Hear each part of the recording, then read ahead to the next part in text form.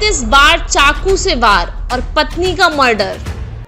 उड़ीसा की राजधानी भुवनेश्वर में एक अदालत ने 2 साल पहले अपनी पत्नी को चाकू घोंपकर मारने और अपनी 6 साल की बेटी का गला काटकर हत्या करने की कोशिश करने वाले दरिंदे को आखिरकार सजाए मौत सुनाई है।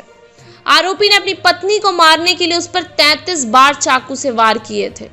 अभियोजन पक्ष के अनुसार 9 जून 2022 को दोषी 46 वर्षीय संजीत दास ने उस वक्त अपनी पत्नी सरस्वती को भुवनेश्वर के घाटिकिया इलाके में उनके घर पर 33 बार चाकू घोंपकर मार डाला था, जब उसने अपनी दूसरी बेटी को जन्म दिया था। सरस्वती एक निजी अस्पताल में हेड नर्स थी। आरोपी ने उस दिन अपनी पहली बेटी का भी गला घोंट दिया था, लेकिन वह 6 साल की बच्ची किसी तरह से बच गई थी। इस संगीन वारदात के अगले दिन आरोपी संजीत को गिरफ्तार कर लिया गया और अक्टूबर 2022 में उसके खिलाफ आरोप पत्र दाखिल किया गया था। भुवनेश्वर की द्वितीय अतिरिक्त सत्र न्यायाधीश वंदना कर की अदालत ने गुरुवार को इस मामले में फैसला सुनाते हुए अपराध को दुर्लभतम की श्रेणी में रखा और कहा कि इस प्रकार दोषी के प्रति कोई नरमी नहीं बरती जानी चाहिए, इसलिए यह अदालत दोषी को मौत की सजा सुनाती है। उड़ीसा उच्च न्यायालय कटक से पुष्टि के अधीन उसे तब तक फांसी पर लटकाया जाना है जब तक उसकी मृत्यु नहीं हो जाती।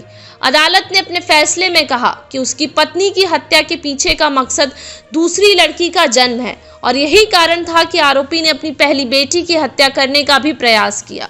इसलिए ऐसे दुर्लभतम अपराध के लिए मौत की सजा देना दूसरों के लिए एक निवारक के रूप में काम करेगा, जो इसी तरह के जघन्य कृत्यों पर विचार कर सकते हैं। अदालत ने संजीत को आजीवन कारावास की सजा भी सुनाई है। दोनों सजाएं दोषी को दिए गए संशोधन, परिवर्तन, छूट या क्षमा के अधीन एक साथ चलेंगी। 6 साल की बच्ची के साथ हुए इस दर्दनाक हादसे पर टिप्पणी करते हुए अदालत ने कहा कि वह बच्ची, जिसे भारतीय कानून की व्यवस्था फिल्मों में ऐसी भयावहता देखने की भी अनुमति नहीं देती, उसे अपनी आंखों से यह सब देखना पड़ा।